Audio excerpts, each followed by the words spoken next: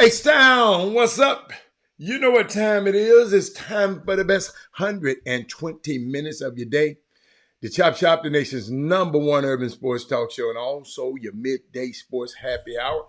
Yours truly, Robert Hatter, alongside Jim Hicks, sometimes Chris Walker, coming to you live from Houston, Texas, but we're broadcasting all over the world via Facebook Live and YouTube Live. And today is Tuesday, Super Bowl week. The big game, they call it. Just got a text. They're having a Super Bowl party. Hold on. Super Bowl party this Sunday, 5 o'clock, February 11th.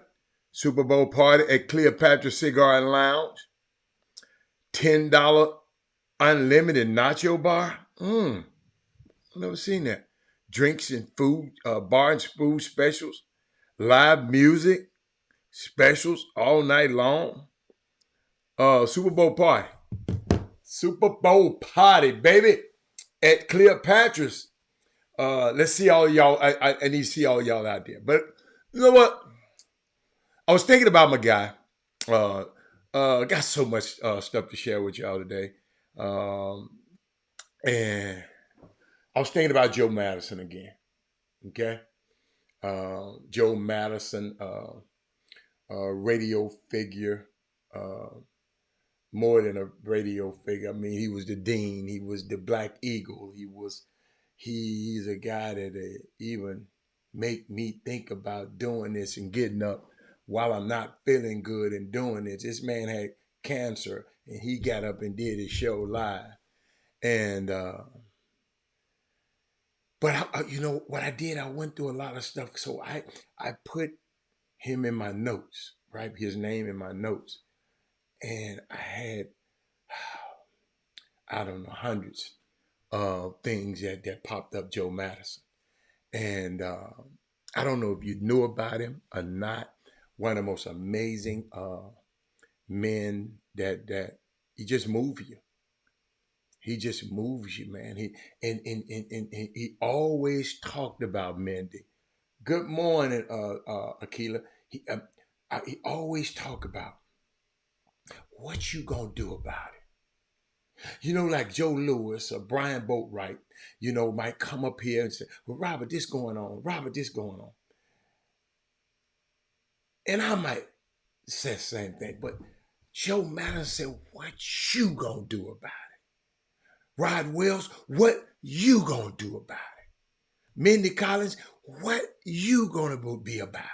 And I used to love that. In just some of his saying, I was going through one of his sayings was, he said, never take advice from somebody who is not qualified to give it. He said, you wouldn't take advice for how to buy a house from a homeless person, would you?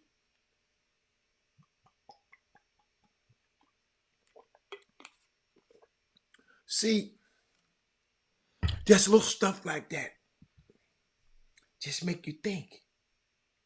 Never take advice from somebody who is not qualified to give it. I see that a lot in the summer basketball community. They're giving you on advice on something they've never done, are not qualified to do it. And then we wonder why.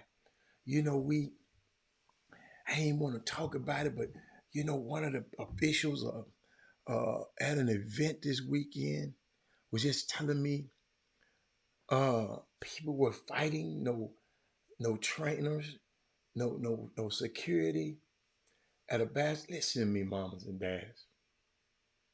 Why y'all keep doing this, Curtis Stewart? Not you, Curtis, Eric Boone. Why y'all keep? And I know your son's playing in certain events, but just if you care, cause somebody gonna get hurt. And I don't want to talk about it too much, but when you go into certain events, man, don't come to me complaining about uh, how much you had to pay. And you know those these events y'all going to ain't worth 4 day fly. Dale Griggs. So, but I'm gonna get that. Another thing that Joe Madison taught me. It's Black History Month, and he's Black History. He said, throughout our entire life, people have lower expectations of you. I'm talking about black people. They look at you and say, yeah, but he's black, so how smart can he be? Not how smart he is, but how smart he can be. See,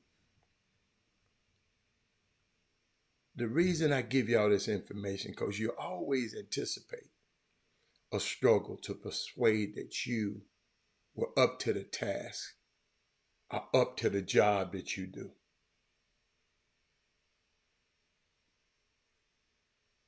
It's like the Chop Shop. I'm being real. Don't come on this show. Don't come on here with lower expectations.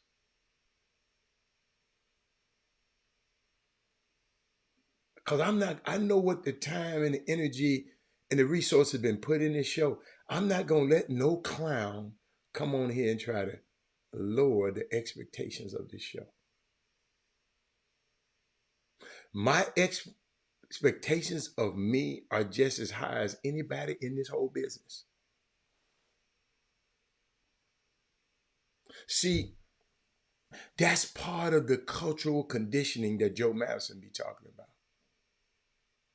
He said, do not allow yourself to be undervalued, underestimated, and marginalized. When y'all ever hear me say that, I got that from him. Don't allow yourself to be undervalued, underestimated, and marginalized. Because we are culturally conditioned to think that white is right, black is wrong, and the manifestation of this thing is just it's crazy. We got to start appreciating each other. And see, it's the little things you say when you're mad that I listen to. I don't listen to you when you're happy and glad and you're going to the mall and I'm taking you to the mall and we flying around the country. Yeah. I want to know how you act when you get, what you say when you get mad at me.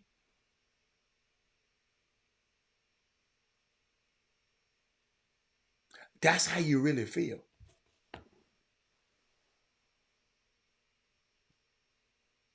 That's how you really feel.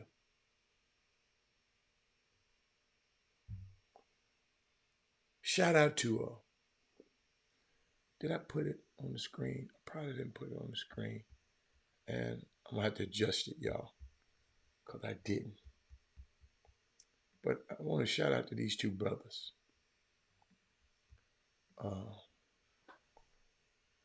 That's the Atlanta Falcons' new coach, Raheem Morris, and Terry Fontenot, the general manager of the Atlanta Falcons. He was named the general manager in 2021.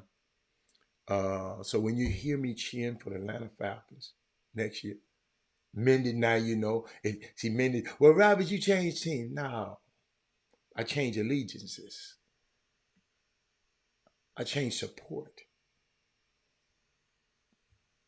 I want to see these two brothers win.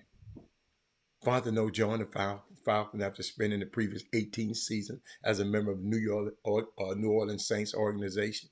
He worked his way through the organization ranks, starting out as a marketing intern before switching to scouting department and climbed the ladder from intern to pro scout, and eventually advanced to the vice president, assistant general manager of pro personnel.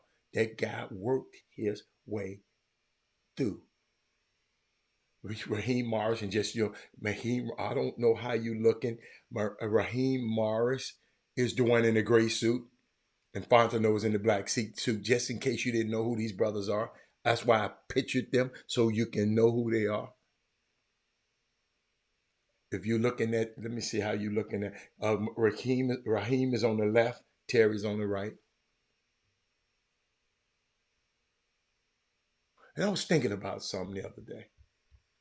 What happened? We have to know your worth in the world today. Of course. That's right. Thank you, Johnny. Johnny, you be listening. Johnny, I'm not gonna let nobody that Johnny. I'm not gonna come over there and diminish what you're doing and say that you need a volunteer. No, I want you to go get the best for Johnny. You follow me? You know, but we're so used to having less than, being undervalued, underestimated, and marginalized. Thank you, Joe Madison, because you showed me not to let nobody undervalue me, underestimate me, and marginalize me. When I think about it,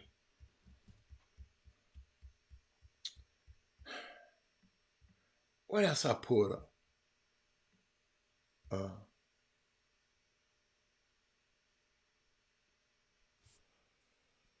Joe Madison said, he wrote some stuff down. I'm just going through some stuff.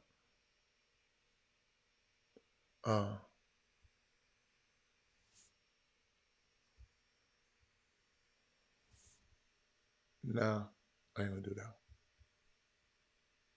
Let me just click on Joe Madison. He that important, ladies and gentlemen, because he put other people down. He didn't just bring himself up; he put other people down. I was just going through some stuff. I didn't. It's not rehearsed.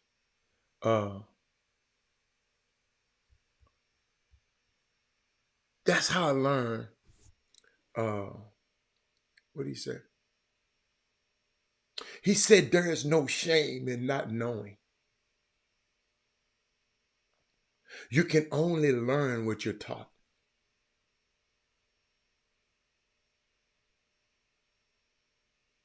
He said that's why Dr. Martin Luther King, as we he's talking about his birthday in a sermon, and I quote, he said, and I told y'all, I got this from Joe Madison, but he got it from Martin Luther King. He said the two most dangerous things in the world is sincere ignorance and conscientious stupidity. Both are dangerous.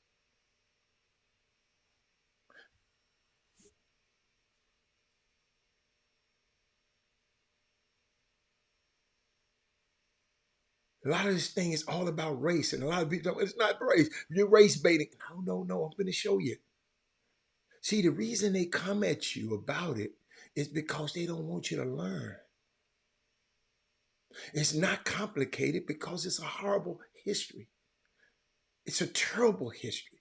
But guess what? You can't turn your back on the clock. So now your children know. Generations now know. And when you ask some of these people, what is critical race theory? You know how these people holler about critical race theory? They can't even tell you. Tell you to do. You remember? Y'all remember? I showed y'all the video, Jay Jackson. I showed y'all a video of a man who came out of the voting booth. I'm gonna find it. I'm gonna find it. Let me see. Let me see. The man came out the voting booth. Share the show, everybody. Hold on. Let me see. Did I put your CRT? Let me put it up there. CRT. Did I put?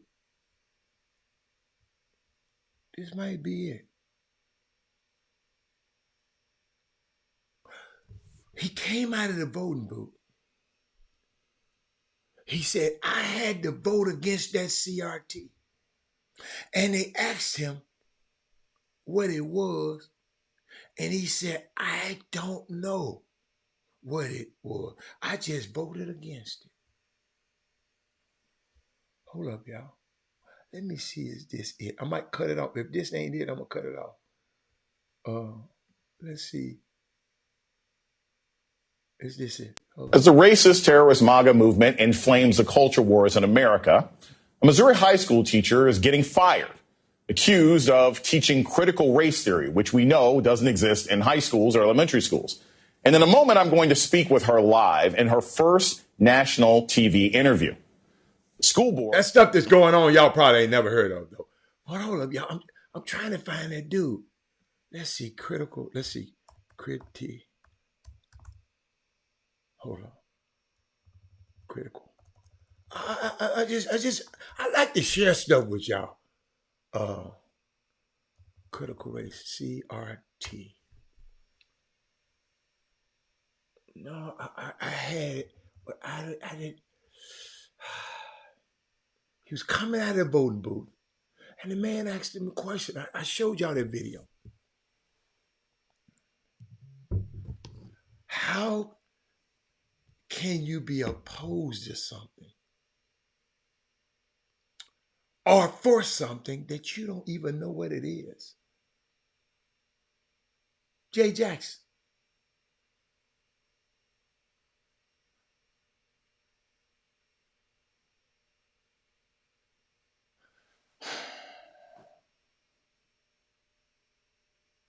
I was just thinking about that. That man said, I just got to stop that CRT.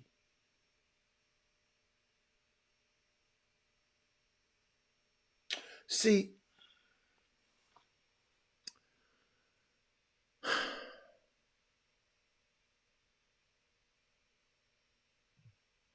when we deal with people, we got to figure out, we vote for people, what are their priorities?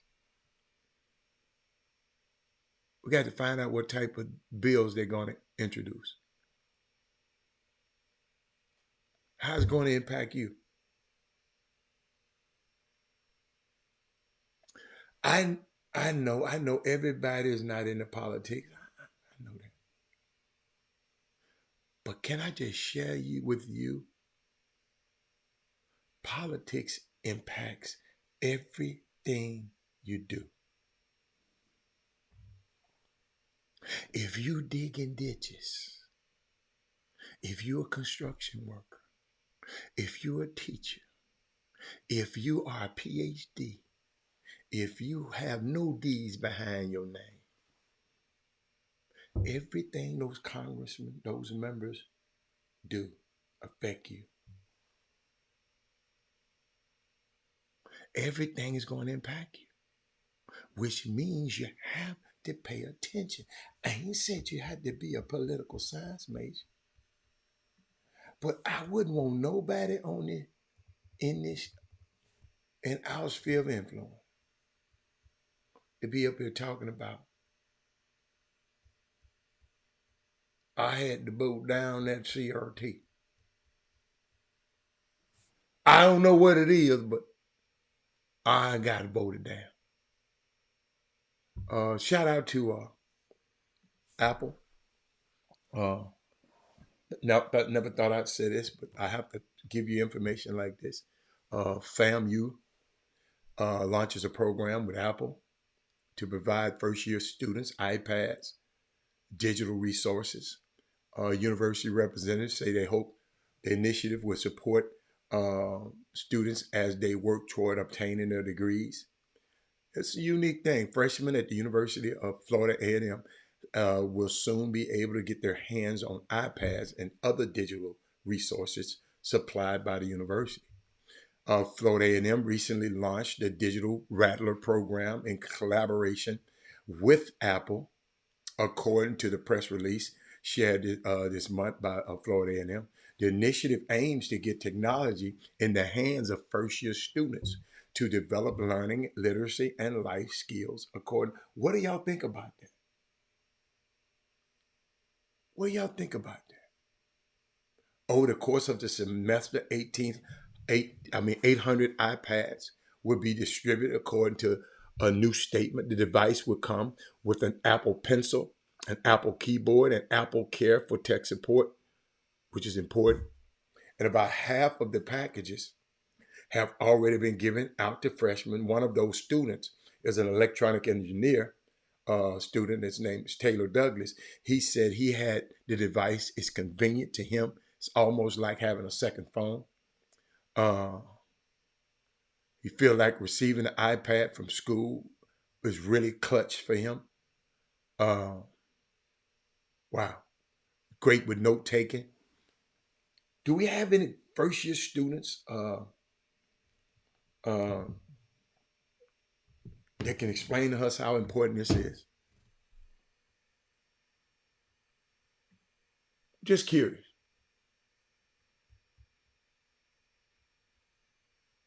Just curious. Do we have?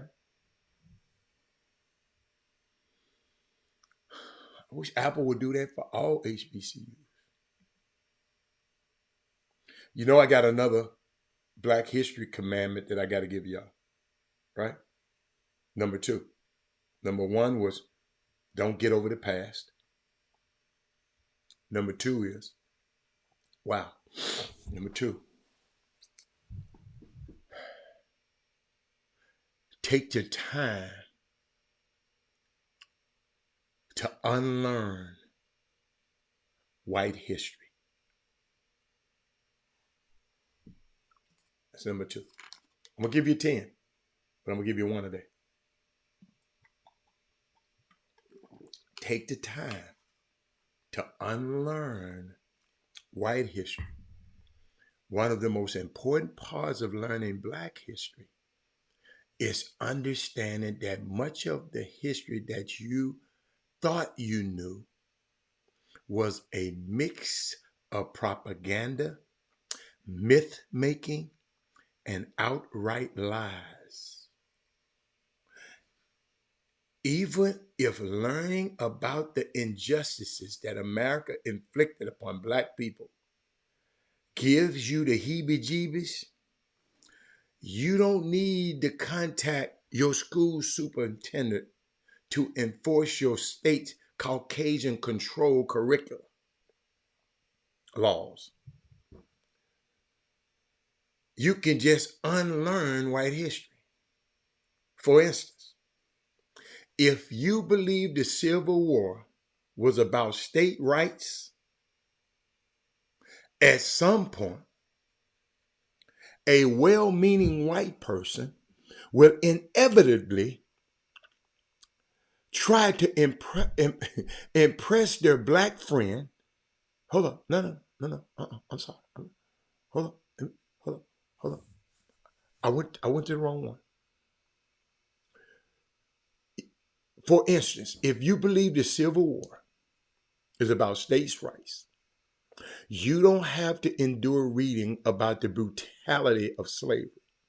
Instead, you should take the time to read the actual documents that detail why each Confederate state succeeded. Spoiler alert, it was slavery. If you hate the violent, Marxist, Black Lives Matter protests, you can peruse the polls that show that white people thought about the March on Washington back then, the Freedom Riders back then, Martin Luther King, and the nonviolent civil rights movement. Spoiler alert, they hated it. They hated it. Yo, they hated Martin Luther King back then. They hated the March on Washington right back then. They hated the Freedom Riders. They killed them. They hated Martin Luther King. They killed him. They hated the nonviolent civil rights movement. I just want y'all to take time to unlearn white history and know your black history. See, what I did, I came up with 10 black history commandments, a survival guide will help you survive the 29 days of the white nonsense you are sure to encounter during your Black History Month. You're going to get it. Y'all going to talk to them. I understand. So it's February, and you know what that means. It's Black History Month. So I'm just trying to help y'all cope with some of the white questions, the microaggressions, the Caucasian curiosity causes some of these conversations. You follow me? So my number one was get over the past. Don't get over the past. But I do want you to take time to unlearn white history. Okay? Tomorrow, I got another one called Don't Bother Your Black Friend. That's tomorrow. I'm gonna get up with that tomorrow on Women Rock With. Don't bother your black friend. That's number 3. All right, what else? Let me go back. I saw something I wanted to share with y'all. And I'm trying to see. Do y'all remember Jim Trotter? Anybody remember me talking about Jim Trotter? Share the show, because it's going to be unique. Let me see, Jim Trotter. Y'all remember this last year? Watch this. Hey, Roger. Jim Trotter, NFL Media. You and other league officials have said that the league's commitment to diversity, equity, and inclusion extend beyond the sidelines and beyond the front offices and is applied to all aspects of the company. I've worked at NFL Media for 5 years. During those 5 years, we have never had a black person in senior management in our newsroom. That's a problem because we cover a league who, according to league data, the player population is 60 to 70% black, which means that there is no one who looks like these players at the table when decisions are being made about how they are covered. More concerning is that for a year plus now, we have never had a full-time black employee on the news desk, which again is a problem because we cover a league whose player population is 60 to 70% black according to league data. I asked you about these things last year, and what you told me is that the league had fallen short and you were going to review all of your policies and practices to try and improve this. And yet a year later, nothing has changed. You know, James Baldwin once said that I can't believe what you say because I see what you do. And so I would ask you as an employee, when are we in the newsroom going to have a black person in senior management, and when will we have a full-time black employee on the news desk? Well, Jim, I am not in charge of the newsroom, so I think can I answer your question? As you point out, it's the same question you asked last year. And we did go back, and we have reviewed everything we've been doing across the league. And we are looking at everything from vendors that we're working with, to partners that we're working with, to ownership where we've seen significant changes in diversity just this year. And do not know specifically about the media business.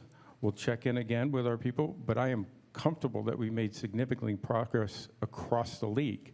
I can't answer the specific questions. Some of the data you may have raised there may be accurate, maybe not. Last year I was told some of it wasn't. We'll get to you on that. We want to make progress across the board, and that includes in the media room. And so those are things that we'll continue to look at and hopefully make real progress to. I can't answer because I do not know. What do y'all think about that? Now, Jim Trotter got fired.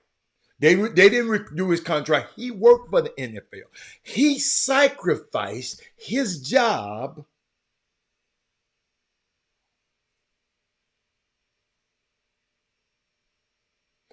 He asked that question once. He asked that question twice. But guess what they did?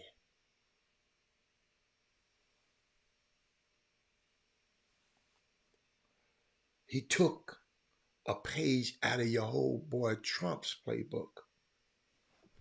Y'all watch this. I got to let you see. Because Shannon Sharp ain't going to tell you about this on the nightcap.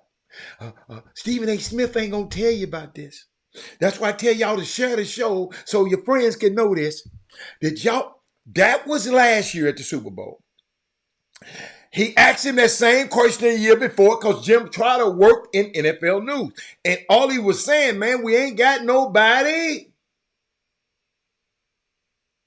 Nobody. What's up, Jameson? Nobody in the newsroom that makes decision that covers guys that look like us. Somebody that look.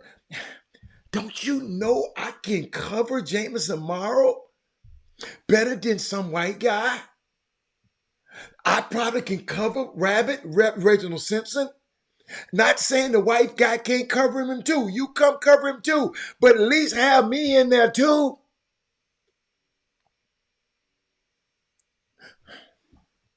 The man said, I can't believe what you say because I see what you do. But see, in this move straight out of Trump's playbook,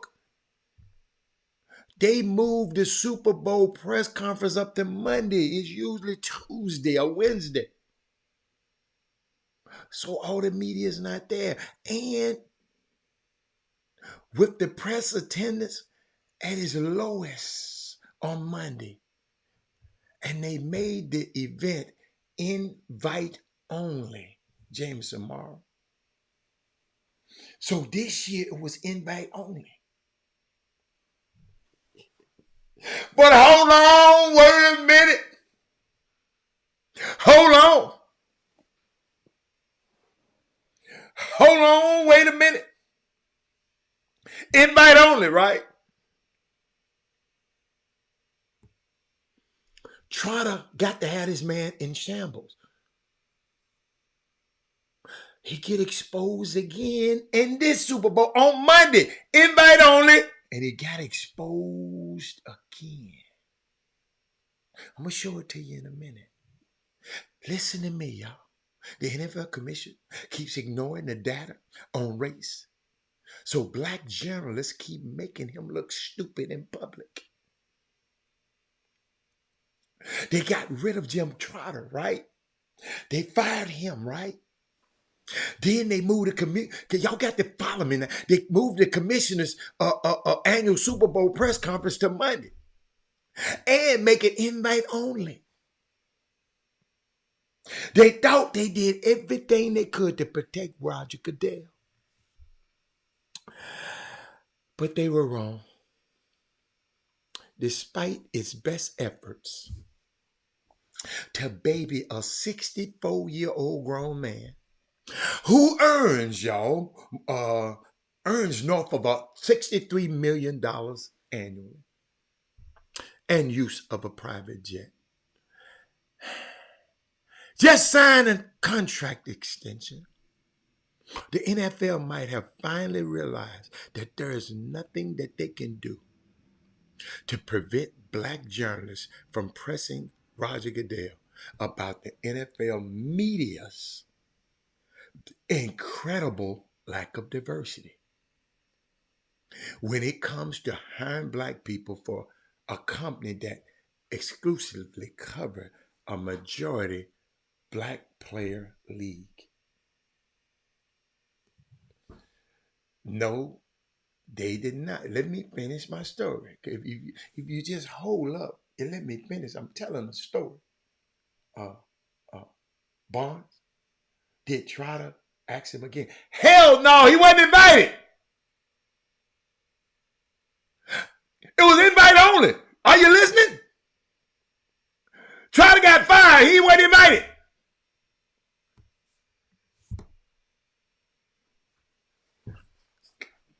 Follow the story. Let me tell the story first.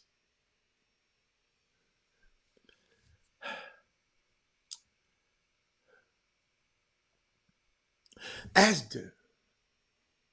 of this press conference,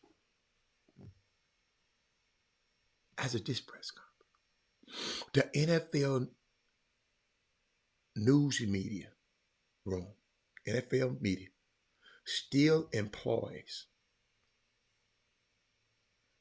0 black managers, 0 black copy editors, 0 full-time black employees on the news desk, and your only full-time black employee was Larry Campbell, who passed away over the weekend.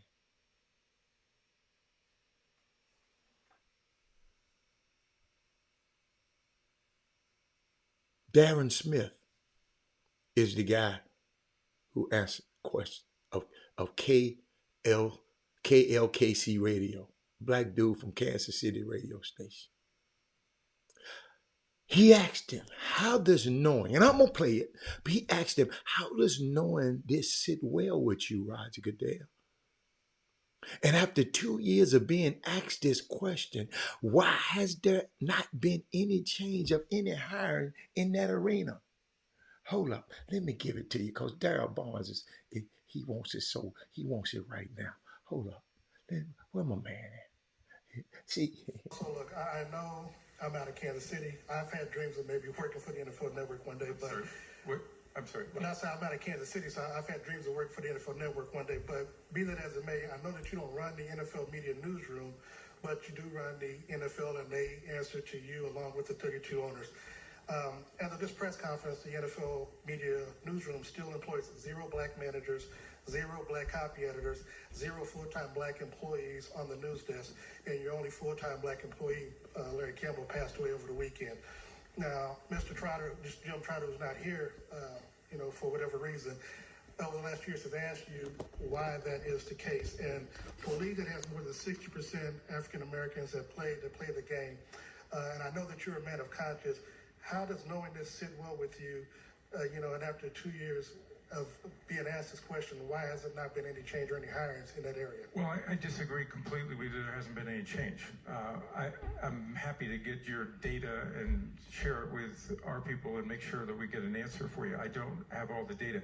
I will tell you that the first time ever, 51% of our employees across the league, across the network, across all of our media platforms, not including players,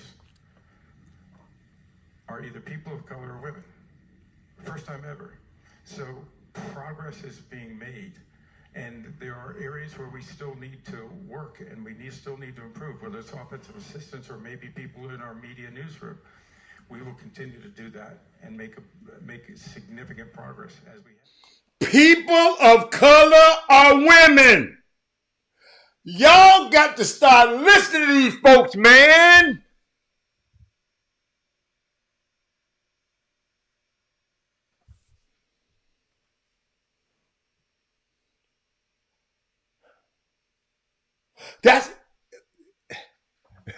I know you got my back, Darryl. But Darryl, Smith picked up where Trotter left off. See, the NFL media decided not to review Trotter's contract. In return, he filed a 53-page racial discrimination lawsuit against the league. Well, did you hear what Roger Goodell said? See, ain't nobody gonna talk about this. That's why I tell y'all you need to share the show. Y'all can talk about this in the nail shop, in the barber shop, all day long. Women is considered minority. but he was deflecting. They call that deflecting. That's called deflection. Watch this, y'all. Well, he said, I disagree. Roger Goodell said, I disagree completely. That there has been change. Not when the man just said, last 3 years we'd have told you we got 0 black managers. You know what? 0 black copy editors. 0 full-time black employees at the news desk.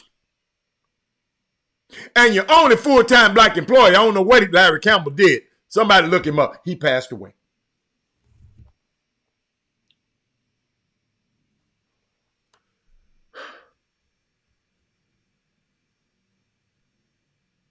Listen to me, y'all. Why won't they do it?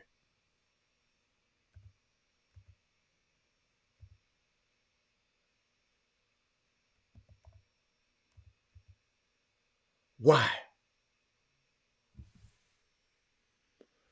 Why won't they do it?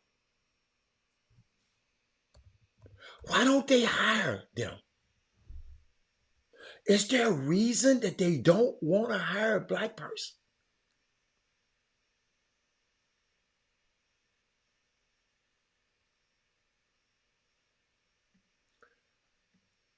This is what I was looking up. That's the NFL Network media team.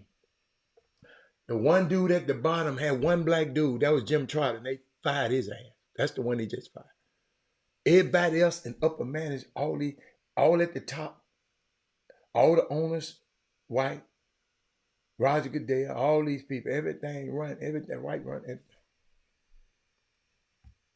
And he just asking for a little assistance on the help desk.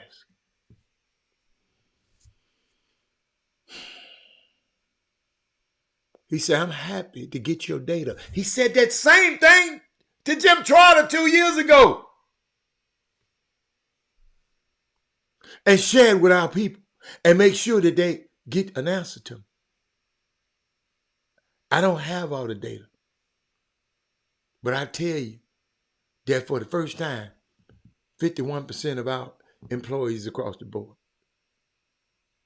are people of color. See, I don't like that. That's why I don't like that. I don't like the people of color stuff. You know why I don't?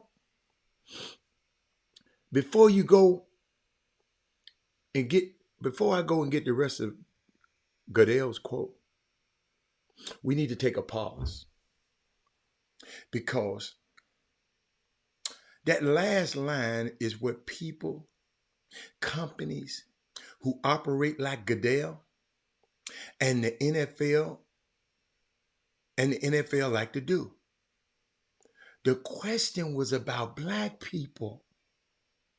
He didn't say nothing about no women and no damn people of color. He asked by, it was about black people, asked by a black person during Black History Month. Goodell replied with figures about people of color and women.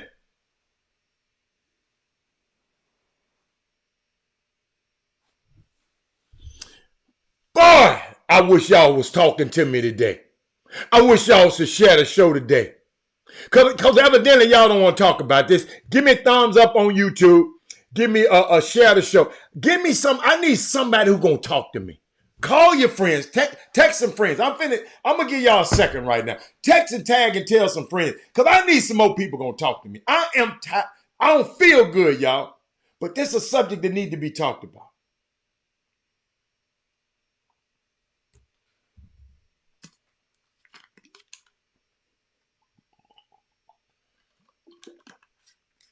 Tell a friend, tell another friend.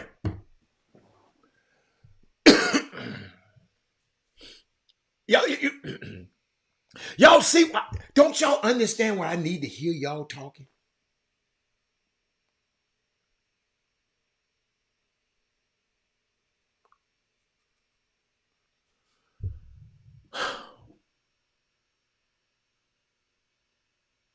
Wow. Y'all got to remember, this isn't about minorities.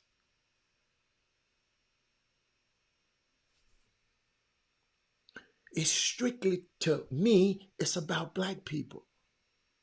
And not the ones like Mike Chirico, who claim to be like they Italian. And not the ones like Dolphins head coach Mike McDaniel, who identifies as human. Not them type of damn people. Now let's get back to what Goodell's quote was, in which he groups everybody who isn't a white man into one pile.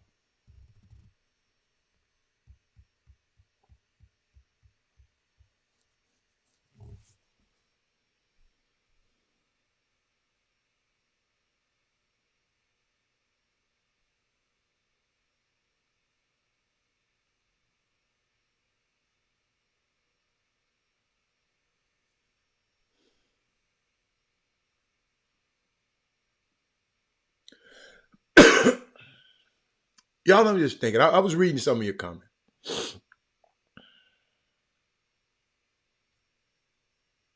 I was reading some of your comments.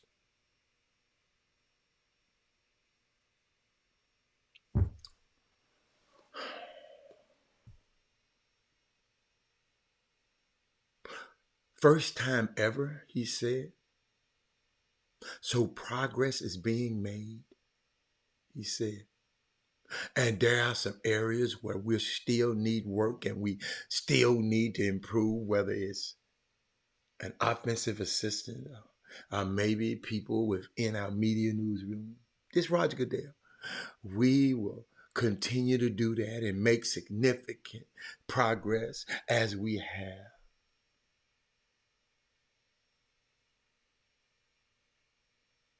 See, the beauty of what Darren Smith did on Monday, that report I just showed you,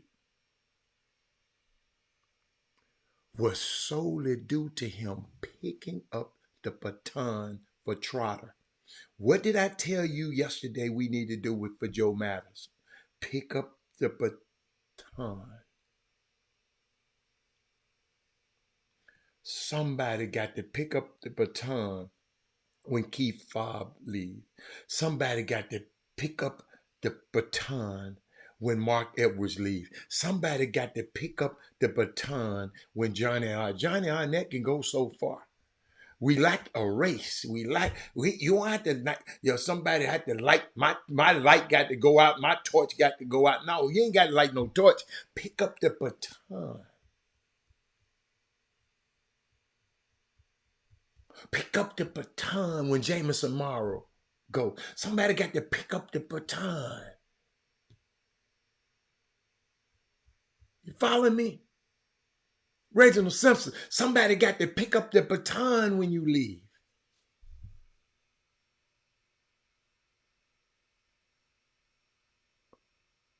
It was also because somebody outside of the NFL media group, Darren is, who can't magically have their contract not be renewed. He pressed Goodell. And if Smith isn't invited back to next year's press conference, we'll all know why.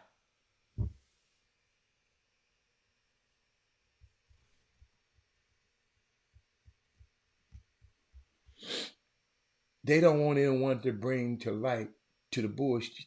Boy.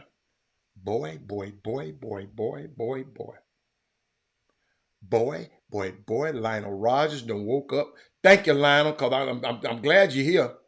He said they don't want anyone to bring light to the BS they're doing. The way they control the narrative, basically the white media, insulate them from criticism. That boy. Lionel Rogers is on to something, y'all. You on to something. Hey, Joe. Joe, we on to something today. You need to be sharing this show. Landon Ardwan, man, we miss you. Landon. Joe Madison taught Robert Hatter that it's some days when I come on this show, I have to wrestle with what I'm going to talk about. Am I going to talk about what's trending or what's not trending? And we need to know. See, this ain't trending. Y'all don't watch them bullshit. Excuse me. Y'all don't watch them shows this morning. Have anybody talked about this on any one of them shows this morning? You know, I don't watch them before the show because I don't want them to influence anything that I'm saying. Did anybody see the shows this morning? All them shows this morning.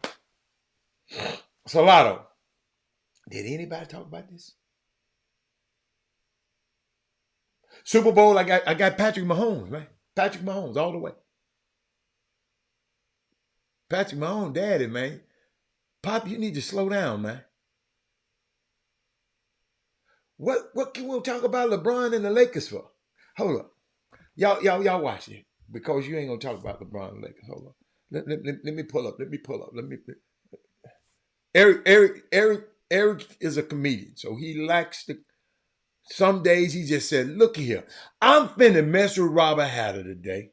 So guess what? I got time today. I'm finna mess with him back. This man said, because we ain't gonna talk about LeBron. Let me see, LeBron and the Lakers. What should we say about LeBron and the Lakers? Let me just look and see what his standings are. Because I don't even keep up with him. You know, I don't even keep up with him. Now I'm asking. No. I want to know, Corey. I just want to know, did anybody talk about this today? I ain't saying that they need their jobs or not. I'm just saying that anybody, those networks are with the NFL, so they're not going to discuss that. Wow. I know he didn't say that. But y'all get mad because I'm a free black man. The Lakers in 9th position, man. And this man want me to talk about the Lakers. Of course, he's an all-star. LeBron, he's an all-star. In 21 years, all-star. Yeah. That ain't no news right now. I don't think nobody on this whole feed thinking about LeBron being an all-star but you, Eric Bone. A 39-year-old all-star. So what? The fans voted him in. They like it.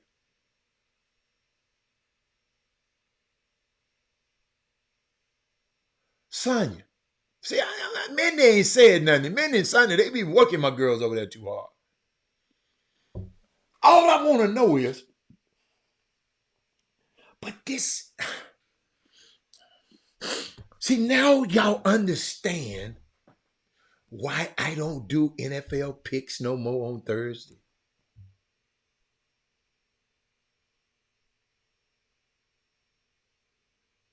I'll talk about it if y'all want to talk about NFL.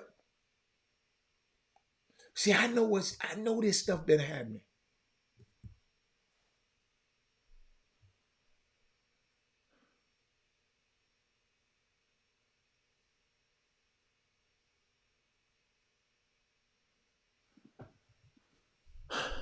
Let's go.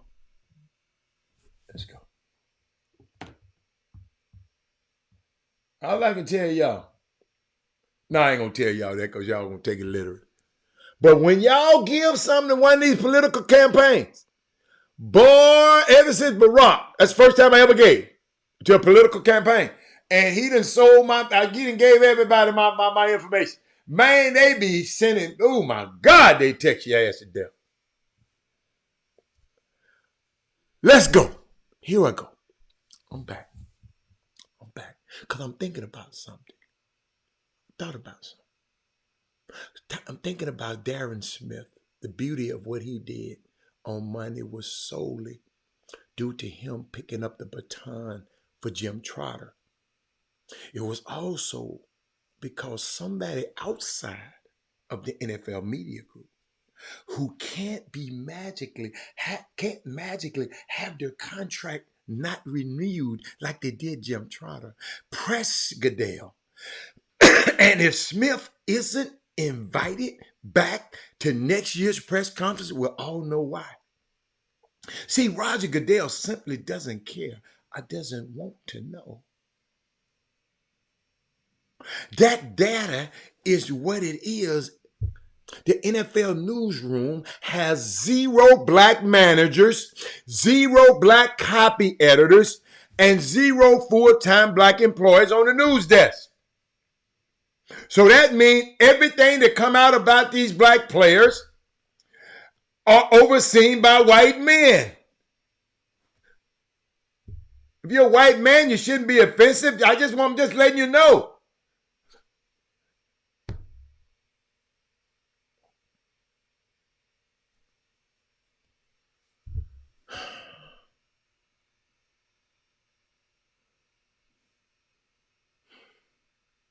Hold up, though. Those are facts. Nothing that Roger Goodell can say changes that. Those facts I just gave you.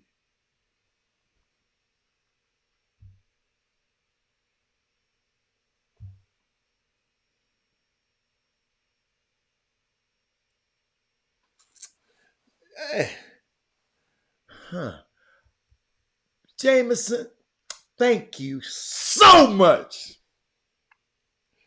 for your comment, and I'm going to come back to your comment. I'm going to come back to Jameson's comment. That James.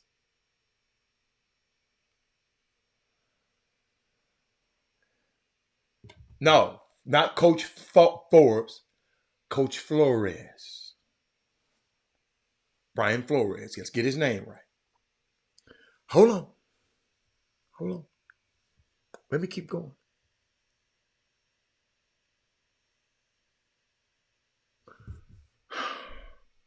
Another fact Goodell refuses to acknowledge. Outside of the reporters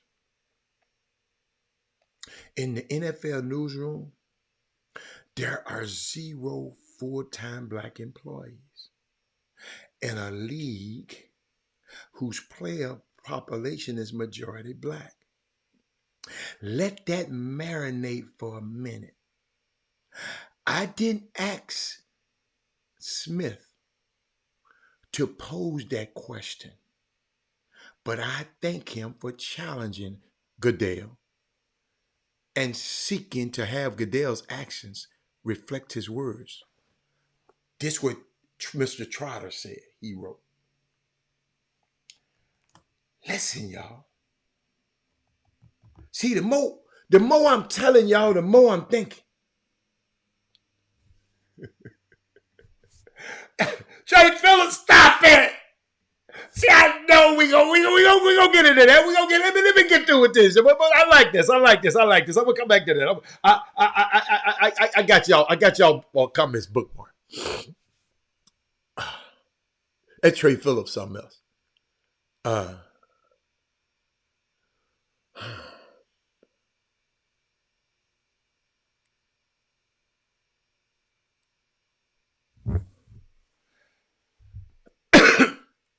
And Jim Trotter said, I didn't ask him.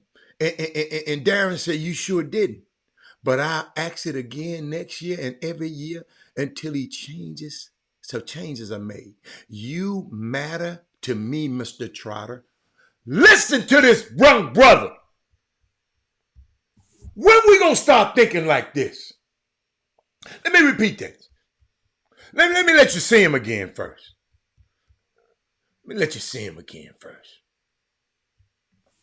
So look, I know I'm out of Kansas City. I've had dreams of maybe working for the NFL Network one day, but I'm sorry. When I say I'm out of Kansas City, so I've had dreams of working for the NFL Network one day, but he said he has dreams of working with the NFL Network, sir. Yeah, I paused it for a reason. Ain't nothing wrong with your radio stand.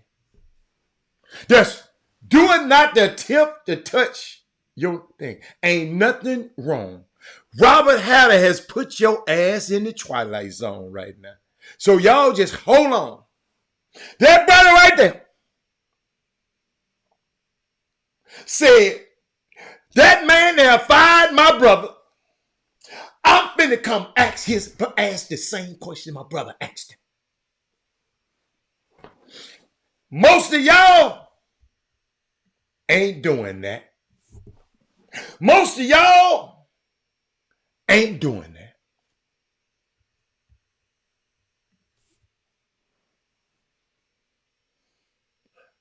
Curtis Martin didn't have enough money, man. So let's go. Curtis Martin didn't have enough money. That group didn't have enough money. Johnny, I knew about that group. That brother,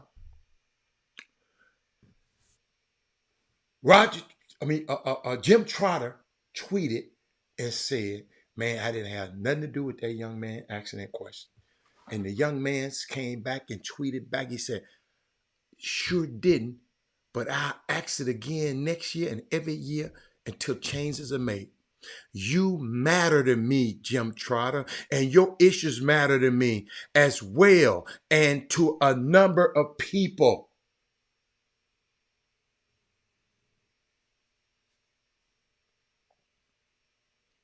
This man risking his career. Y'all won't risk that little $2 job y'all got.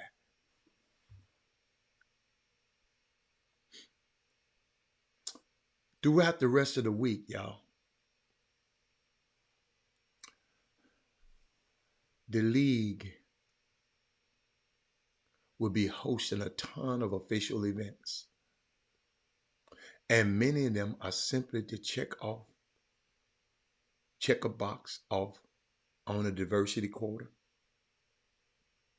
on Wednesday. They're even hosting their third annual Pride Night.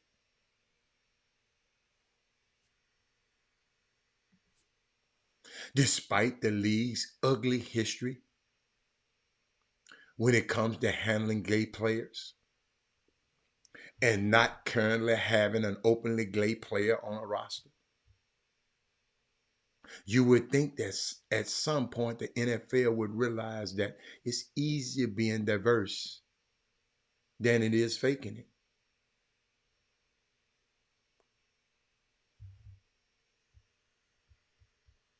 Let me get his ass off my screen. I just thought about it. I didn't want Roger to get on the screen that long. The NFL likes to make things harder for itself. It's why the press conferences was filled with questions about gambling and sports. The NFL likes sports betting when the league was once staunchly against it until laws changed and the money started rolling in as Las Vegas was given a Super Bowl. And on Monday, for the third year in a row, Roger Goodell looked like an incompetent fool on stage. It doesn't have to keep being this way, ladies and gentlemen. That's why I'm talking about it. But as long as Goodell and the NFL continues to keep running from accountability, black journalists will keep exposing them for the whole world to see. I'm not a journalist.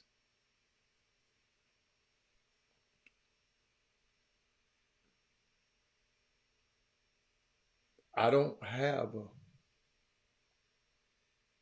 think nothing about Eric Bieniemy. Eric Bieniemy took that job and they got their ass whooped. And this man got a new coach in. They didn't hire him as the coach. So he wasn't let go. He wasn't hired as the next coach. The next coach gonna come in and bring his people in. So he wasn't let go. He wasn't let go. So let's go. Cause Uh,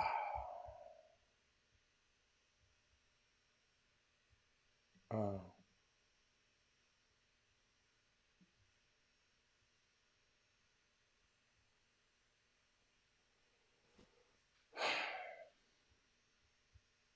let me see something. Janice Amaro brought some up, and I was going to talk about it the other day, but I didn't. But uh,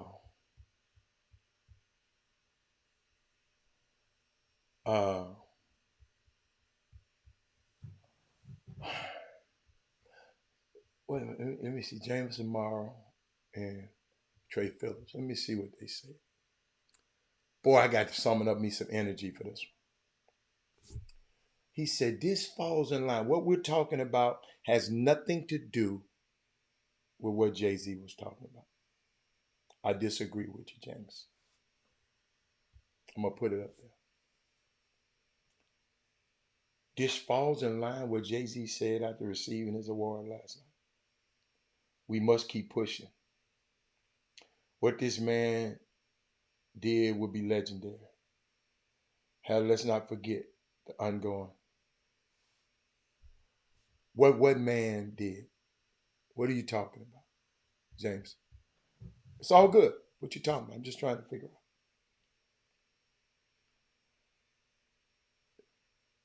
out. Me personally, let me explain to the people. Let me finish the comments up here.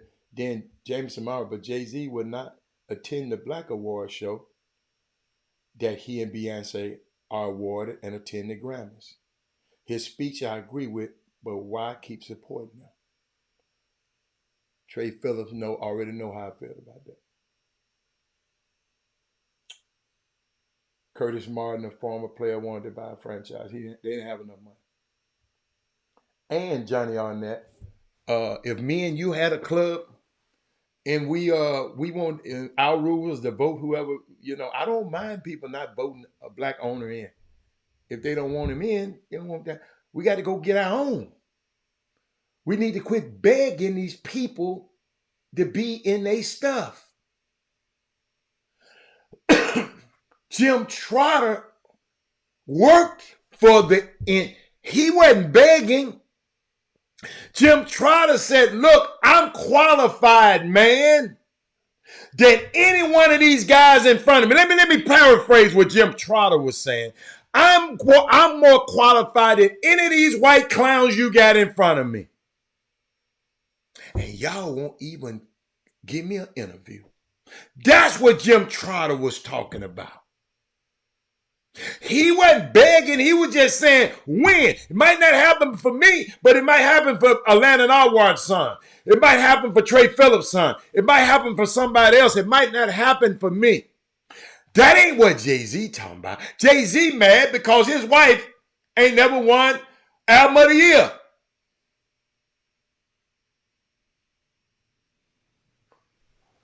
That what Jay-Z was mad about. But let me keep going.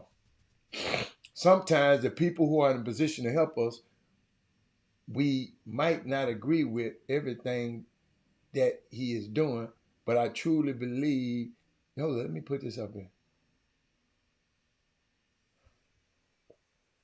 Jay-Z has been in the room, James Amaro, of the NFL for a long time. And we still having these problems right here. Jay-Z was worried about his freaking wife. That's what he talked about. He was talking about his wife. He was talking about his wife. Jameson. Jay-Z wasn't worried about it. Jay-Z admitted, man, I boycotted the Grammys, but I went home and watched it. So your ass didn't boycott. See, we got to quit listening to these rappers and these folks, man. These folks living in a different world from us, man.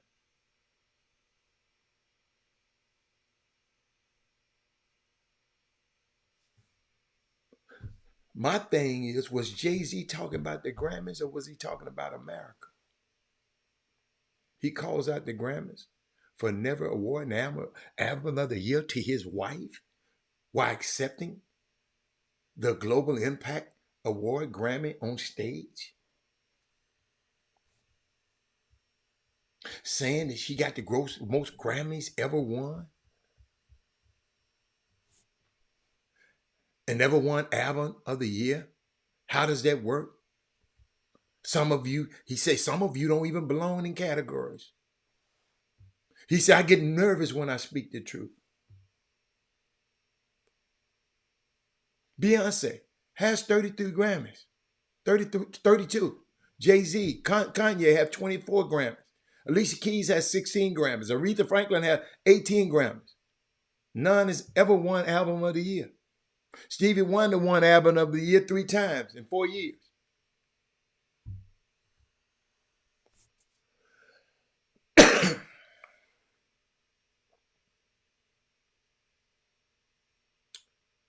But when I think about Mr. Jay-Z, and that's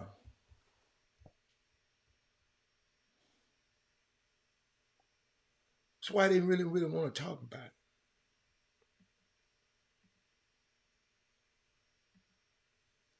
it. Because I don't know what angle these people be coming at. I like Jay-Z, my favorite rapper, him, Jeezy.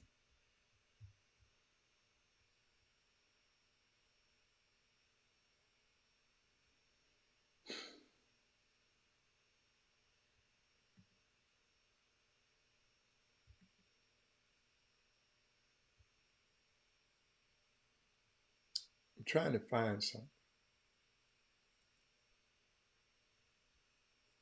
Trying to find something that I want to share with y'all.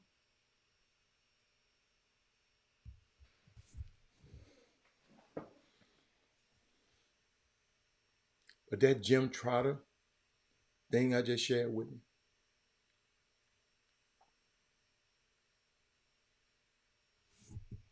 and other people, because I was looking at some of the tweets about Jim Trotter. He said,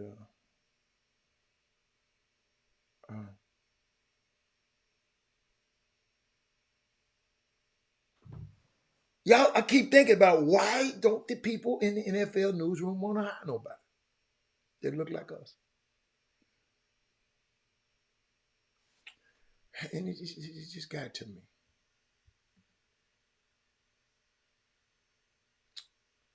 Jay-Z was responsible for Usher.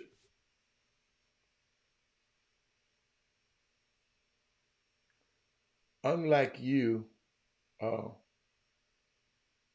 Alfio Beasley,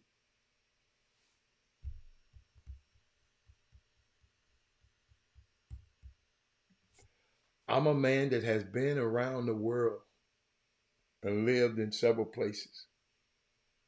So me being from Memphis don't mean I have to like a rapper from Memphis.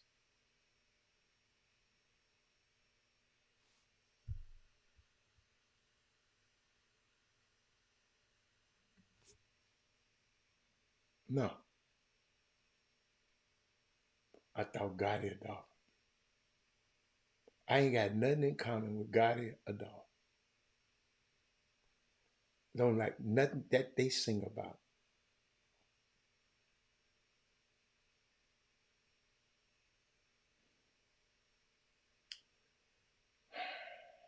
And Johnny, I'm not so sure that Kanye brought the truth out. The Grammys a few weeks ago, a few years ago. I'm not so sure on that. You talking about when he got his ignorant ass up there and tried to grab that girl's award? Is that what you're talking about, Johnny? Taylor Swift's award? Shit, right now, Taylor Swift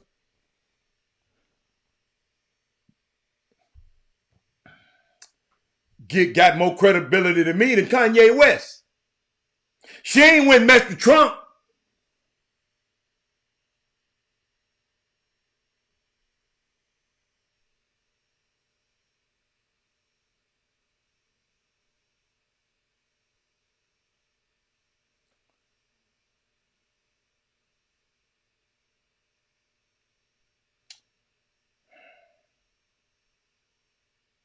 When I looked at that video. Somebody sent it to me. Girl, y'all better be glad I didn't put that picture up. Because you made me think of something. Hold on, I'm looking for it.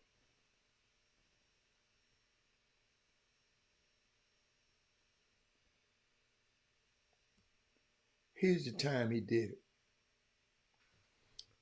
Hope my camera can see it. But I look at those two now. I mess with Taylor Swift over Kanye West. But let me go here. Let me go. Jay-Z made a deal with the NFL. He hasn't addressed this, but he came on the Grammys with his daughter just because they ain't gave his wife no album of the year. He mad. But he did allow Usher to be the halftime. I heard some people that white people, they don't feel Usher. They don't feel Usher has enough cachet to be a headlining act for the Super Bowl. They mentioned J-Lo and Shakira and people like that. Tell me Usher ain't had a hit since a long time, and he haven't. But Dr. Dre didn't have one either. And that was one of the best Super Bowl halftimes. But let me talk about Usher teases the Super Bowl performance as a homage. I don't know if y'all read this, as a homage to those who've supported his career. Everybody that has been a part of it, I'm carrying them with me. During the Black History Month, the community embraces those from the past as we foster a brighter tomorrow. This Usher. At the most anticipated NFL game of the year, Usher will honor those special people who have played and paved the way for him in the music industry. He talked and talked, and let me keep going. He's on Good Morning America. He explained that he intends to incorporate that message into his upcoming Super Bowl halftime show. He said, I think, y'all watch this. He said, I think about what our country was kind of represented for Black artists. He said, having to at some point to go through the kitchen to even be able to perform for an audience because Black people couldn't come to the front door.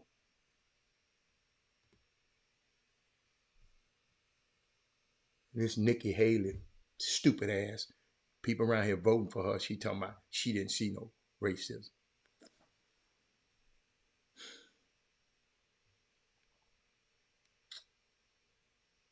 We had to go through kitchens even to be able to perform for an audience.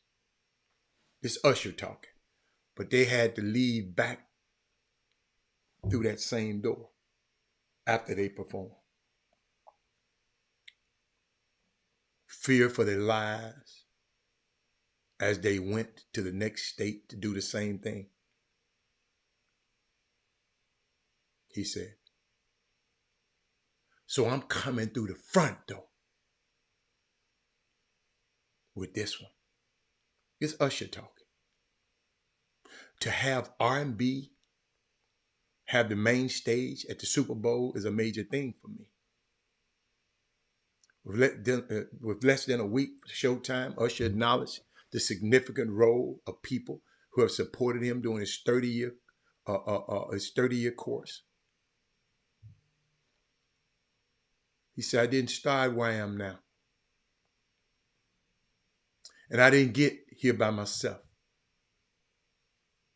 So everybody that has been part of it, I'm carrying y'all with me. To all my fans, all my loved ones. That was powerful.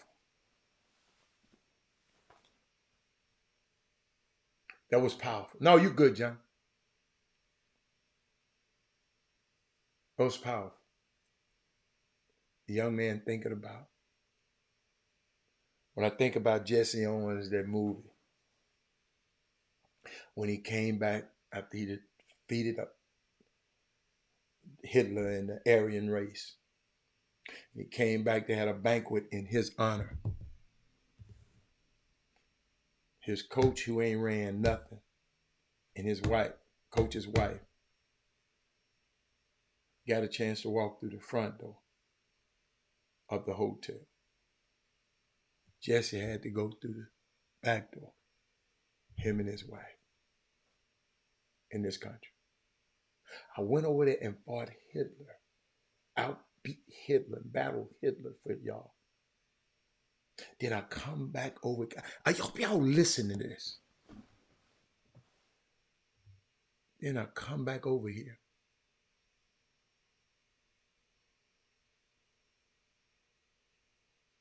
Wow. Just think about that. Imagine if it was you. I know. I hope Dennis don't take you to no Usher concert, men. Because if y'all decide to go, I'm gonna get you right up there up front so he can mess with you. Man, I was just thinking about that when Usher mentioned that. See, sometimes we got to remember, y'all, we got to go back.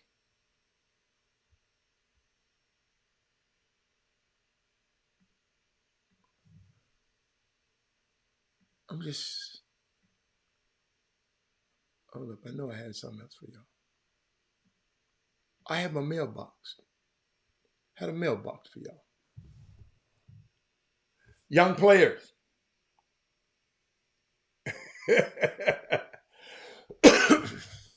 Yes, he is. Yes, he is, because I know his folks. I'm going to say, you see that lady right there? Go get her. I'll text him right now. You let me know when you and Dennis want to go. I got you. You know, I always have to have my mailbox to my young basketball players and some people send me stuff, so I just share with y'all. He said, oh yeah, I miss young players.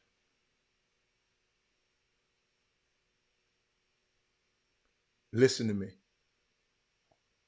When you are lazy, it's disrespectful to the people who believe in you. I'm going to repeat that. Young players, when you out there lazy and just out there, it's disrespectful to the people that believe in you. People take out their time to drive across town to come to a basketball game to see your ass, to see you. And you have a bad attitude. I saw a bad attitude the other day. See, sometimes it's almost good if I don't come to some games. I went to the game, saw a student athlete with a terrible ass attitude. It was a young lady. I was so disappointed in her.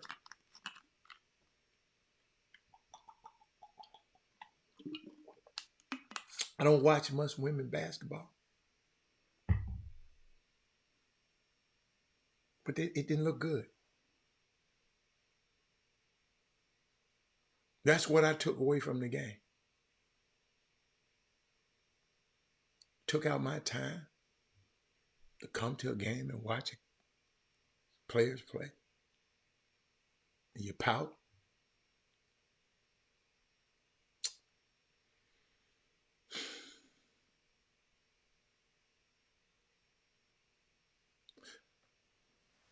Somebody sent me this, Robert. He said, I have a question, and I want to say first that I'm not throwing slugs. He just asking.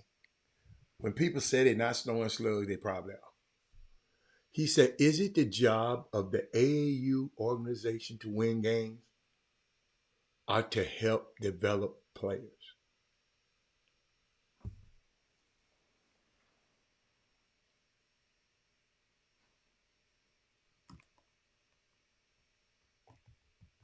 Y'all help me.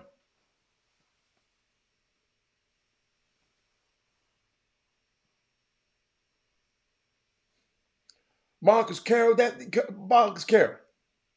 One of my biggest pet, man, when I go to one of these basketball games to see one of these little kids and they ain't giving me they all.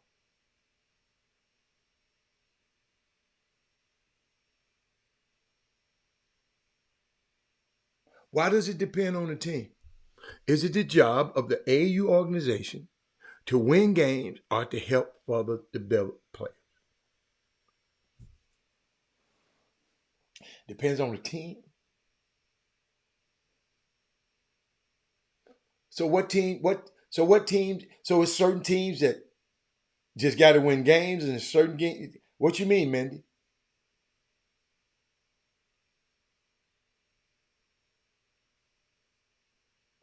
Let me help y'all. Somebody said both, but most actually, shoe organizations have kids coming from all over. So the development aspects come from in-game adjustments and games given outside the lines from coaches and other leaders' experience with the game due to them not practicing together much. Depends on the program. I guess that's what you talk about. That was a good one, Mindy. One guy said we are independent, so most are close. Our program success is based on development. We are in the gym with our kids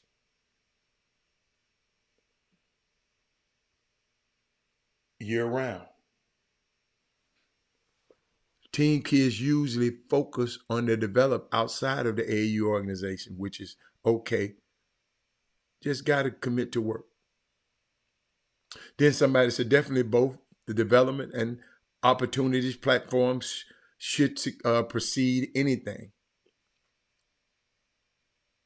I've had teams that won every game, got better, but little to no college opportunities. And if I had teams with not as many wins, but they got a lot of college opportunities. Wow. Wow. Wow.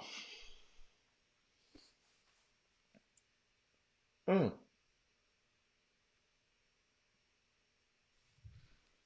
Huh. What y'all think?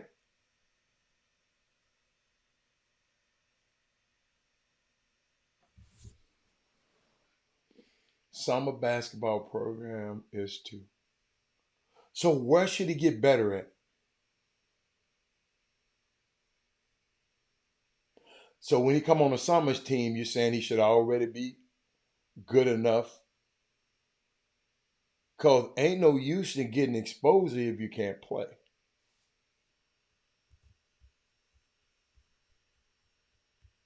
Where do they get better? How you gonna play college basketball if you ain't trying to get better?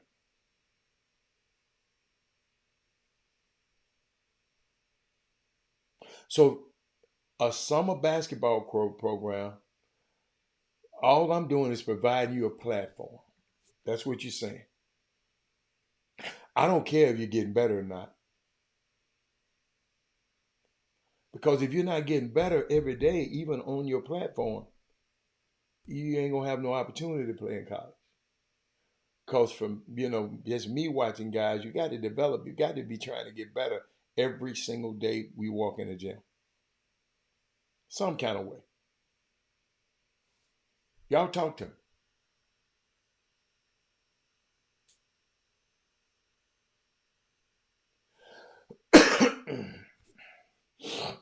You said coaches shouldn't have to coach energy and effort.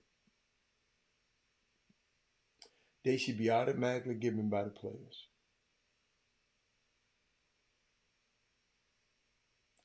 Marcus, you and I know that's not true.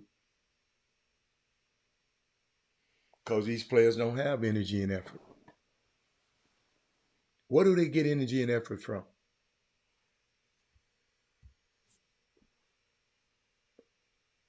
Read an article that stated that felt that overseas players are more skilled in U.S. practice. I think you sent me that. Didn't you send me that? I kind of already knew it. That's why I didn't talk about it. Those people over there, they trying to develop. They've got it. They got it. And I think we over here we try to develop over here too. But we don't have as many. I don't know what they're doing over there. I don't really know what they're doing over there because I ain't been over there since uh, the pandemic. But kids be on certain tracks. They're gonna be on the academic track. They're gonna be on the athletic track. Uh, uh, you know, they trying to hone their 10,000 hours. Uh, what's Malcolm Gladwell's 10,000 hours to perfect something. The little book of talent, the book of talent. Uh, Summer coaches don't have enough time with the kids, their development. So why do summer coaches always take the blame for the kids' success? Then, heard if they don't have enough time with the kid, why they always taking uh, credit when the kid do good?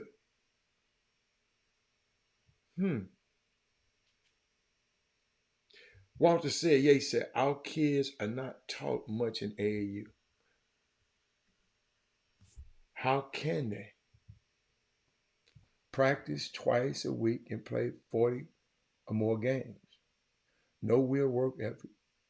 So why don't we practice more and play less games?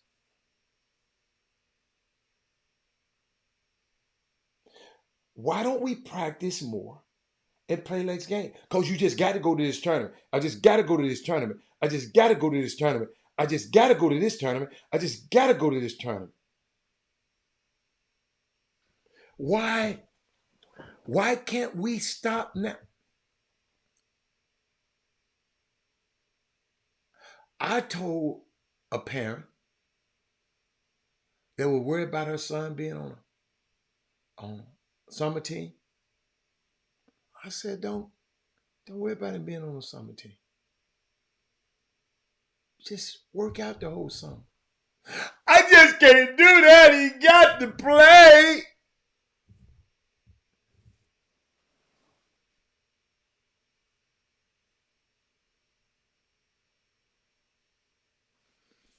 No, he got to get better. He don't have to play. He have to get better.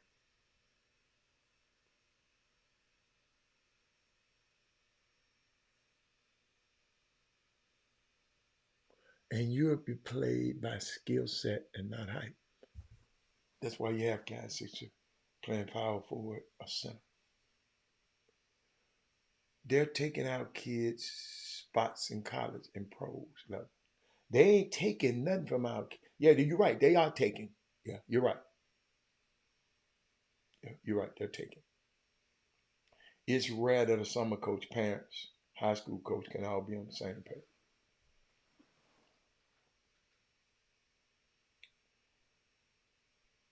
Uh, Summer coaches is often responsible for the recruiting process.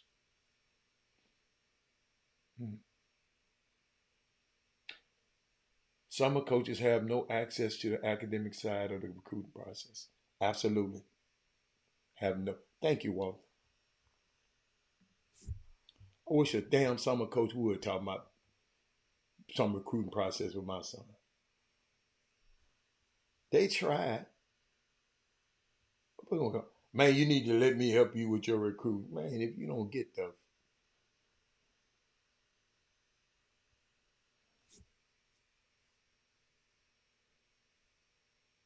I think if the practice is successful, then in the coach's mind, they're ready. I don't know what you're talking about. I don't know what you're talking about on that one. Yeah, it's kind of weird to me. It's interesting. You get better by developing your skills, but you rather play more basketball games to get exposure, and keep repeating the same non-skill you have over and over and over again.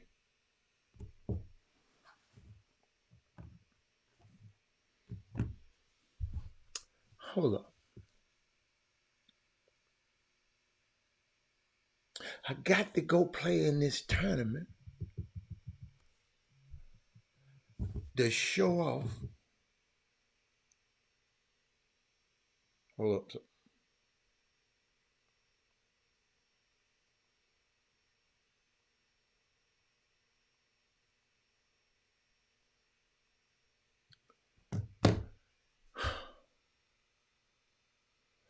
Some ain't right.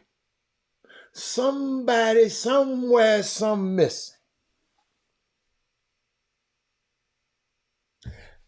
But Terrence, y'all just talk to me. Terrence, Terrence, you just making me think about something.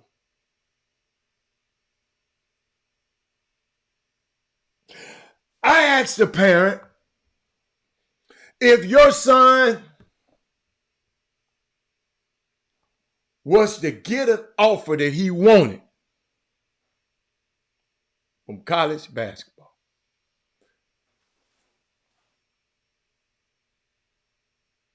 and y'all commit in the 11th grade,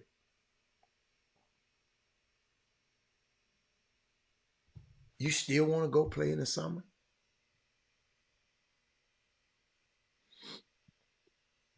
Yes. For what? Why don't you be getting ready to go to college? You know how you already got a college scholarship. You should be getting ready. You already got the college. You should be trying to get college ready. That's high school basketball.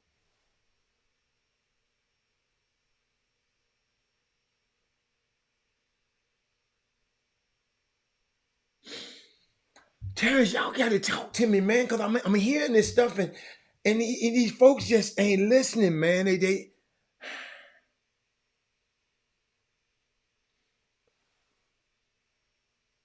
Walter Yates. If your son in 11th grade this year, by the end of this school year, his dream school said, "Man, we want you, and y'all want him." What would be your reason for playing summer basketball?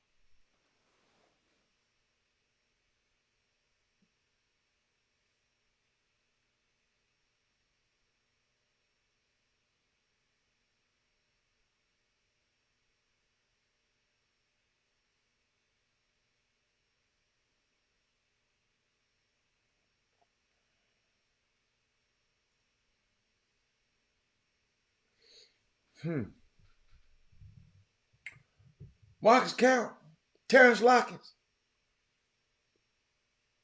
Somebody, y'all. Somebody.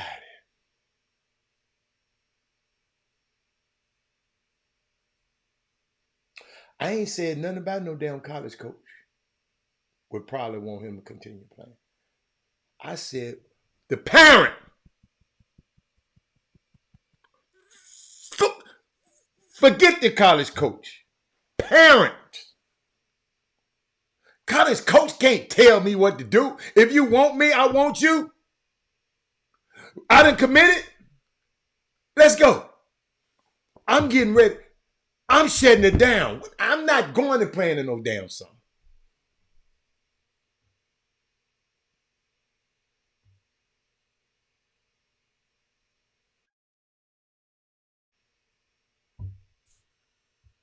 I'm not playing in no summer.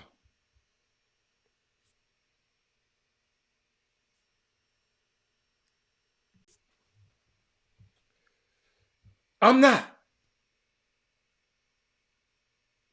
I'm not playing in the summer. If I got everything that I want, the hell my college coach want me to go and play in the summer? Johnny Arnott, Walter Yates. Oh, you already said no real point. Thank you, Walter Yates. I'm gonna ask somebody else. Somebody come and say, Terrence, Lionel Rogers, somebody come tell you, you got an 11-year-old, he balling his ass off. Coach said, man, I want to sign you. I want you. You might. And you said, oh, coach, I love you. I want to go to that school.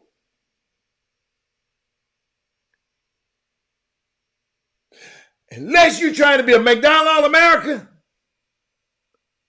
or improve your stock in the summer as a McDonald's All-American, why would you want to play in the summer? Because I thought summer basketball to get a scholarship. You done got one. You done committed. They want you. So somebody just make it make sense. I don't know. Somebody just got to make it make sense to me. Lift, run, play open gym, and stay sharp. That's all. I would develop my craft. Because when I get to college next year, my high school season next year, I'm gonna be a monster. Getting ready to go to college. When y'all come back and see me in my high school, my senior year, y'all gonna say, "Who in the hell is that dude?" Maybe it's just me. I don't know. Maybe it's just me. What's up, Jim?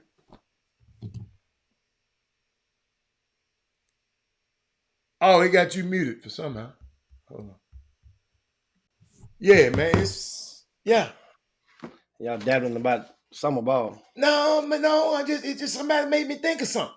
I go. I mean, that's simple. That's a simple answer. I mean, it should be for people to understand. It's either two things, and one is there's only select few guys that were ahead of the curve and that actually didn't play from this area on purpose, like purposely didn't play. And even I think Joseph Young was the last one. Then he still came back the following his last summer, I think it was. He went on and came back, but his dad purposely held him out. Whose dad at the time was a college coach, and that was Michael Young. He was at University of Houston. What was his reasons for holding him out? Because Mike specifically had told me that with his son, because you guys have never seen Mike Young. Mike Young was one of those few guards, wings that was strong as hell up top. So strength and conditioning was his persona. So he said his son needed to get stronger, take the summer to get stronger and improve. He did not need to play grassroots basketball that particular summer. And which it worked out for Joseph Young, because guess what? A year later, a difference a year makes. I mean, he comes back that following year, he blows it up. I think he played with, I want to say John Urie, uh, and then went on and led Yates to that magical 40-0 season, which they were the mythical national champs. So, and of course, remember Joseph Young he signed with Providence, and then got out of got out of that scholarship. They basically and they disputed it, and before enrolling at University of Houston at the time, where he had to sit out a year. Then he eventually went over to Oregon after uh, him and Daniel House couldn't get along, and so they went to Oregon and played it. Oregon was All American, and then played in the NBA for about maybe 3 seasons. But it worked out for him not sitting out. Kendrick Perkins was the first that I saw to do it, but and Kendrick actually played. He didn't sit out the whole summer. He was going to sit out all events and play it only in ABCD camp, and that was what he was only going to do. Because in all of his, him and of course at the time Andre Boute was his high school basketball coach. Andre Boute was, and they decided to pay out of respect for Sonny Vaccaro and everything Sonny Vaccaro had did for Kendrick Perkins at the time and the Beaumont Ozan High School. They were going to play ABCD. However, an idea came about in after or before. I'm sorry, an idea came about in April, whereas there was a tournament in Clear Lake, and this team was the Oakland Soldiers, and they had picked up a guy named Leon Poe, who ended up going to Cal, and Leon didn't normally play with this team, and Leon played with them, and they got Kendrick Perkins to play with them since he was already from down the road in this area, and that team also featured a guy named LeBron James. That team, Kendrick Perkins came out of hibernation for that event. That was the only event he played the summer in as opposed to ABCD camp. But those were the only two I know that I come to mind that were top 100 type players.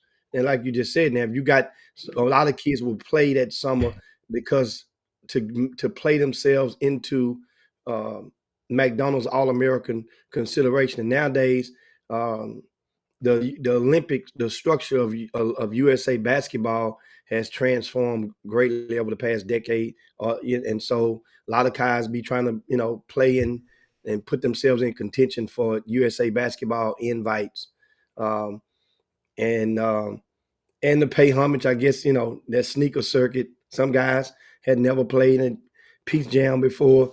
Excuse me, guys. And some people just that in order to fulfill that fetish, and that could be a reason for some other guys to play. We're talking about top shelf prospects. We're not talking about. I'm hoping that this conversation wasn't about normal John Does, because normal John, and I think when I heard Halle just said, those who have already attained that offer that you dreamed about getting, and then that's you commit early, you got that offer. Now, unless you are like I said, unless you are somewhere that's not a lock for a McDonald's game or something and is striving, guess what? Striving to get there, then okay, I can see you wanting to compete. And then some guys are just straight up competitors. Some guys just want to ball. And but in today's society, those are few and far in between. The old gym rats of old. Nowadays, you got to almost trick kids to go and get them to go ball. So it's intriguing, an intriguing topic. But each his own. But just understand your why, and don't let your reason be misconstrued for an excuse in the process of doing so. There are some kids that should be on nowadays. There are certain kids that should be on. Every kid should have one kid on their list, on their hit list of saying, I want to get in front of this particular player. Everybody should have one of those kids, one of those situations. Who you want? Let's go find him. Let's go get him. Well, hell, and Hatter, when he was de facto coaching on the bench or in the on the administration of the franchise all stars, that was one of the incentives that they used for one of their key prospects they had with their program. The kid got in there and say, "Hey, look, we found out who we want, get in front of. We got 2 or 3 on the hit list. Let's go wherever they're gonna go.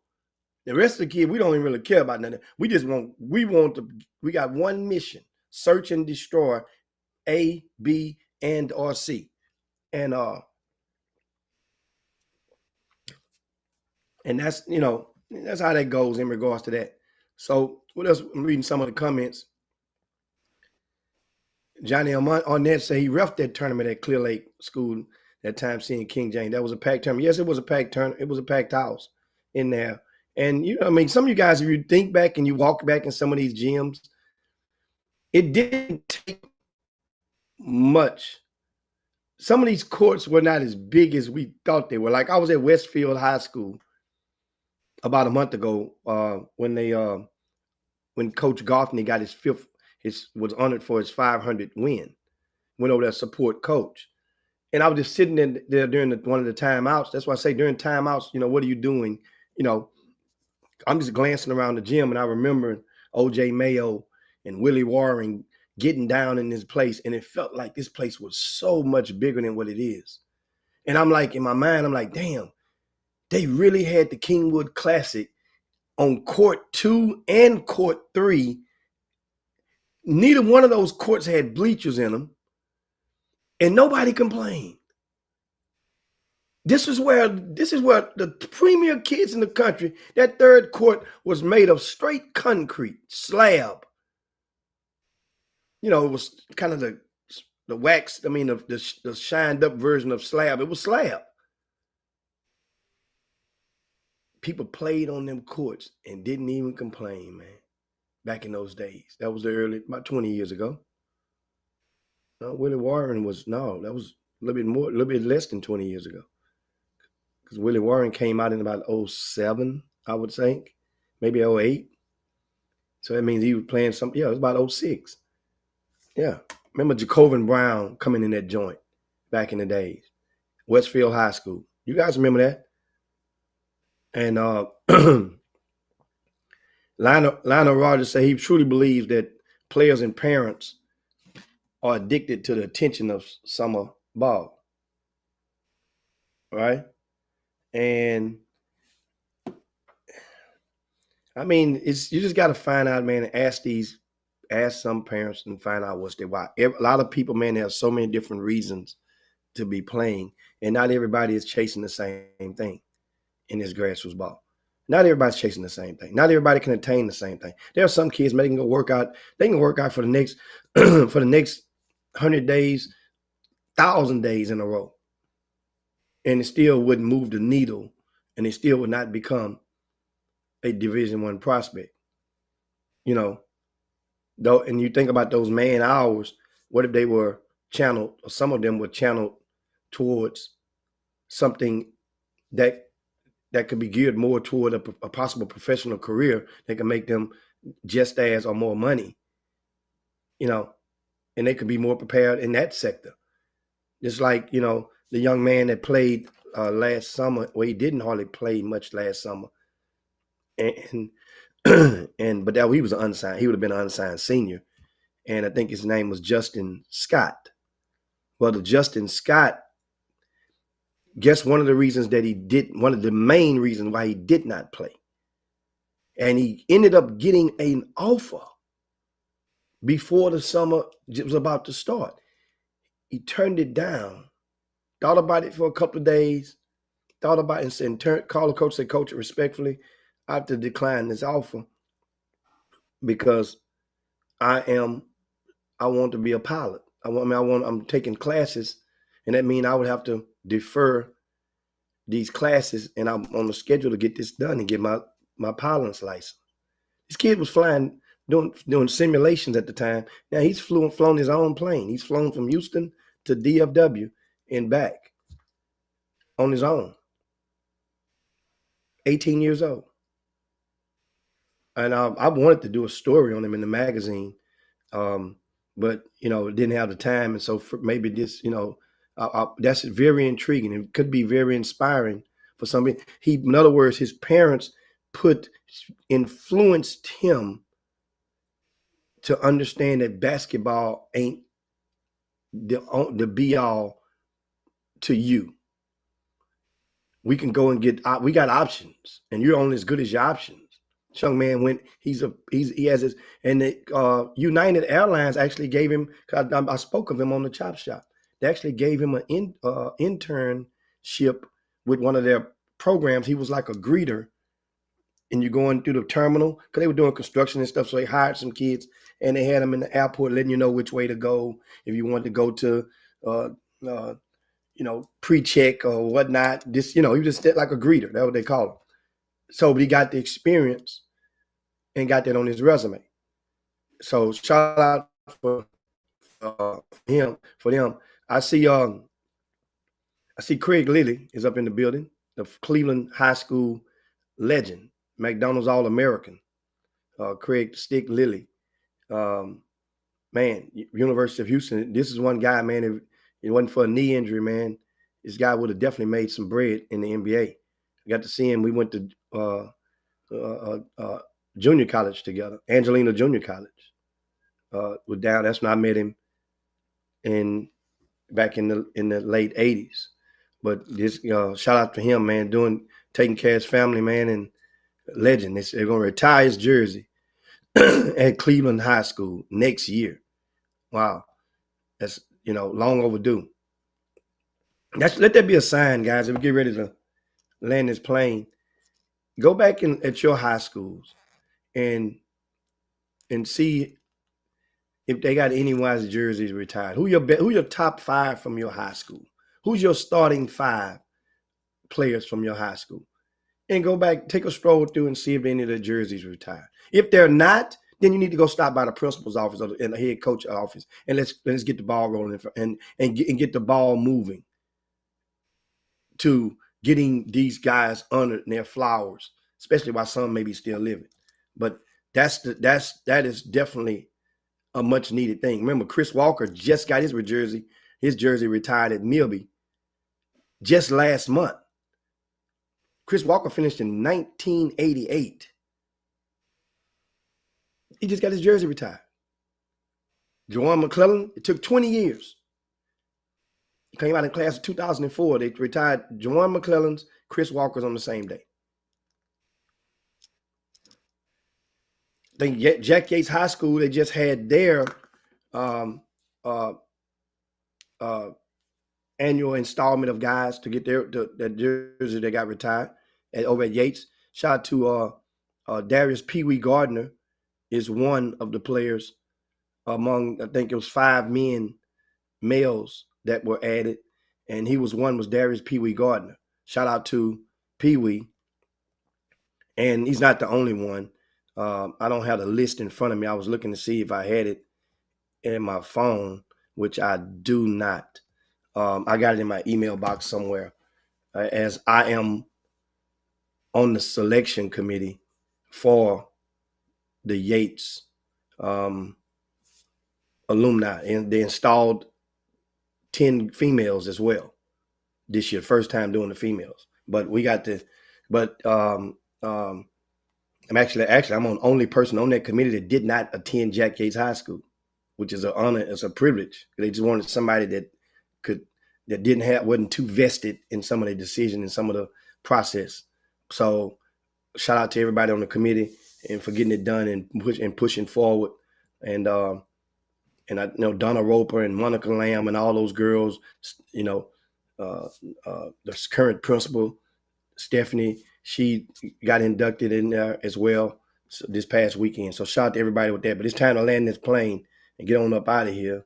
We got in a second, we get back right back at you on tomorrow. Women Rock Wednesday's coming up. Don't forget to go over to rcssports.com and check out the list of games to see around the area. And there's going to be some good action tonight. Playoffs races are in in strong heat right now. And there are some couple of teams that cannot afford to lose tonight, and they will be in action as well. Check them out, as well as our predictions. We got going to VIP news. Check that out as well. If you're a grassroots coach, go there to the rcssports.com, sign your team up for the spring icebreaker. And this is those teams who've signed up. You got a special time that you want to play. First come, first serve. Those that sign those teams up and complete registration, then you have a choice as to what time your first game can be. If you haven't completed registration, I don't, take it on across the street. I don't want it. I'm not doing it if you haven't completed registration. So shout out to everybody. And I'm waiting. Jim Hicks, Rob Hatter, you are now tuned in to the Chop Shop. I'm Retro, let's get it. We in the Chop Shop, we live in the Chop Shop. We talking sports talk, we live in the Chop Shop. We in the Chop Shop, I'm talking sports talk. So turn your dials up, it's live in the Chop Shop. We in the Chop Shop, we live.